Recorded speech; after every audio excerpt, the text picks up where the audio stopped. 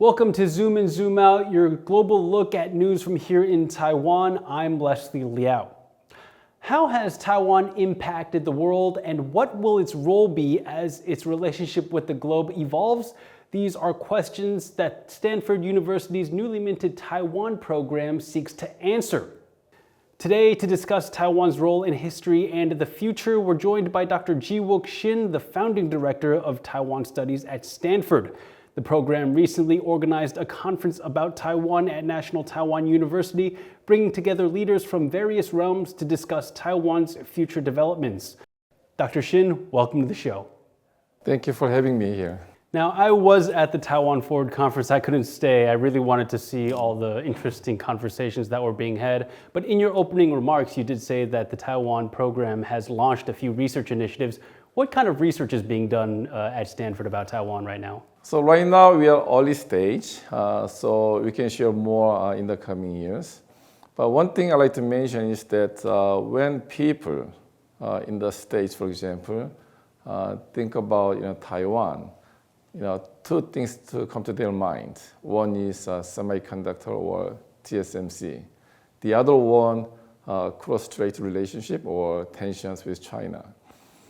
I mean, they are very important topics, but I don't think that tells you, full story about Taiwan. I mean, they are much more important issue, right? I mean, we address about, healthcare issue, migration, demographic changes, innovation, technology, and so on.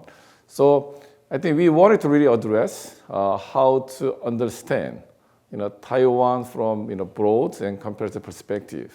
So not only semiconductor or China, but people, history, culture, and so on. So that will be our main focus for the program. There are a lot of Taiwan programs popping up at, for example, UT Austin, UCLA, just to name a few. How does Stanford go about distinguishing itself from these Taiwan programs? I think that's a very good question. So I think, in my view, there are two focuses for right now. So one is, focusing on humanities, like language and history. The other one more like technology or geopolitics. But then I feel like society, culture, education, innovation, those areas need more attention. So that will be the main focus of our new program.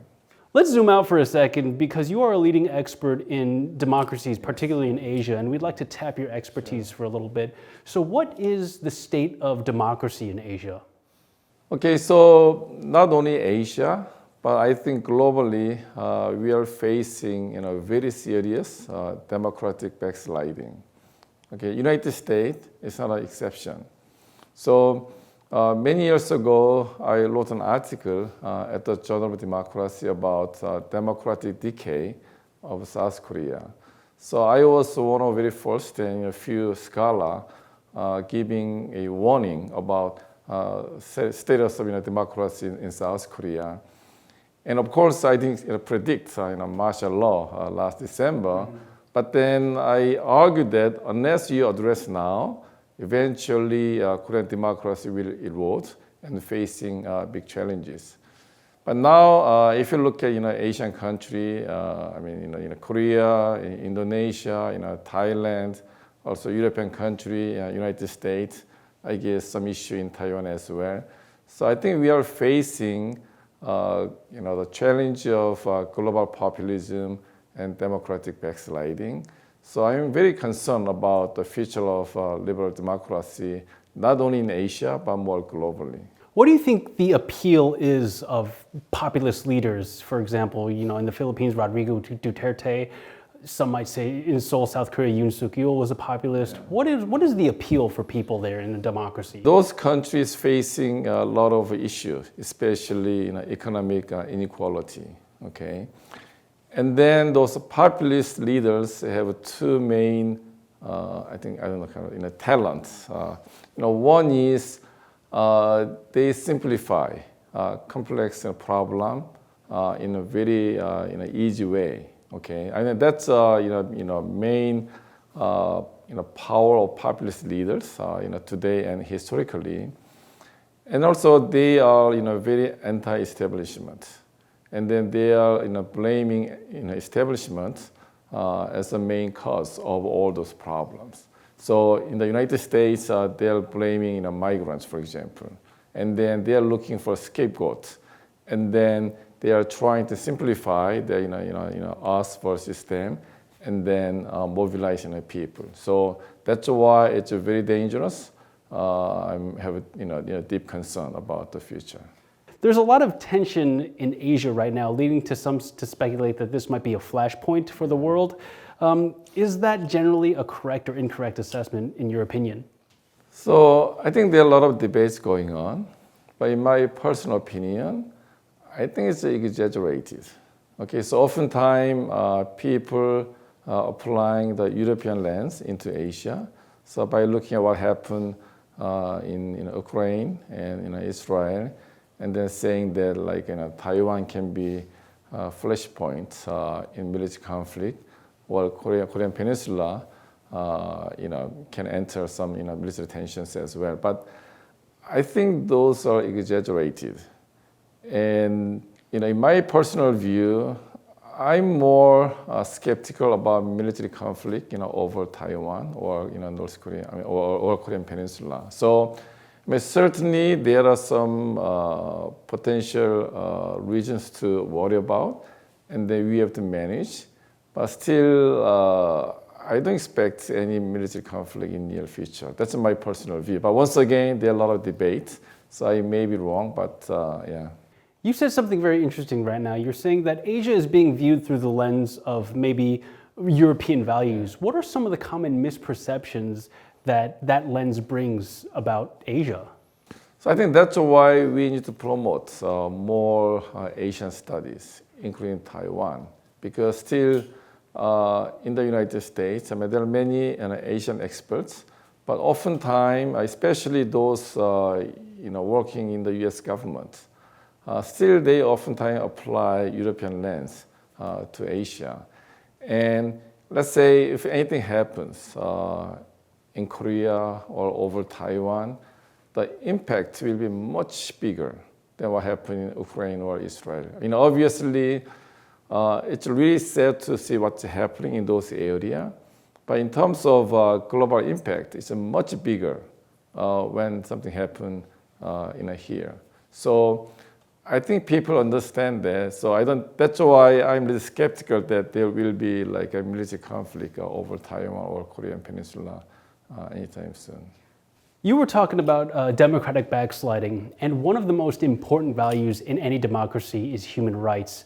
How do we go about preserving human rights in the face of this democratic backsliding, in your opinion? So I've been saying this to Koreans and also about Korea, but I think apply to Taiwan as well. And if you look at history of democratization in both countries, it was really fought very hard by people and achieved. And it's just like growing pains. Okay, so as you grow up, then it's not like every day is like sunny sunshine, right? There are some days of rainy or even windy, and I don't think Koreans or Taiwanese will give up democracy they achieve, by fighting for so long. And that's why even though Korea, Taiwan going through a tough time right now, I think Korean and Taiwanese will weather through this turmoil and then regain their democratic institution. So I'd like to remain more optimistic, even though there are a lot of issues and a lot of concerns. We appreciate that optimism, especially for us living in Taiwan. Let's talk about the things that of your wheelhouse, the similarities between South Korea and Taiwan. What are some of the shared values between the two democracies in Asia here? So I think in my view, once again, Korea and Taiwan are two advanced countries, economic development, and also they achieve democracy. And they have democracy now for over 40 years. And probably in order to move up to next stage, there has to be a certain pain and then to go through.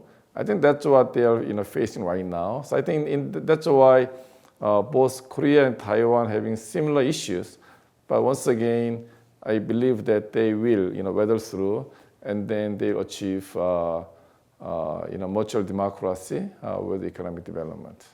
Taiwan and South Korea face similar challenges, as you said, demographic changes, birth rates low, aging society. That causes a whole host of problems, maybe even from the labor perspective, particularly the labor perspective. But why is it so dire for democracy in particular? Well, I think democracy sometimes may be seen as inefficient, but still it promotes open society in a culture. And only way Korea and Taiwan can move up to the next level, you really have to embrace diversity and different culture, different talent, especially in the face of demographic challenges. I think Korea and Taiwan should open up and embracing talent from other parts of the world, because Taiwan may be facing demographic challenge with aging population. Same thing with Korea, Japan, but globally, population continues to grow actually. So that if you take a much broader perspective, you can take talent. So, for example, I grew up and I finished my college in Korea. I went to United States for study, and I never returned, right? And then conventionally, I could be seen as a brain drain for Korea, but I do a lot of things with Korea, also in Asian country. So without returning to Korea, I can make contribution to Korea. So I think my point is that countries like Taiwan, Korea, they should apply talent strategies much more broadly and globally. So in order to do that, you have to really open up. And I think only democracy can do that. That's why some people saying maybe democracy may not be efficient. Things take time, but then still I believe in the value of open and democratic society. Let's bring it back to the Taiwan program. And you're also the director of the South Korea program at Stanford as well. What are some of the academic misconceptions about democracy in Asia or Asia in general by Western scholars? And what is it that you hope to address or change through these programs at Stanford University? Well, in the past, some Asian scholars advocating Asian value, okay, saying Asia has different culture and value, and then Asian democracy is different than Western democracy. I don't think that's correct. I think Asia can promote really important democracy, and now given global backsliding in democratic countries, I think Taiwan can be a good showcase how to deal with all those challenges and to become more mature democracy in the coming years. Well, Dr. Shin, I've had such a great time talking to you, particularly because you've given such insight about pressing issues not just Taiwan is facing, but also its democratic neighbors. Thank you so much for joining us. Thank you. This has been Zoom In, Zoom Out. You can find more stories from TaiwanPlus News on social media. Thank you for joining us, and I'll hope to see you next time.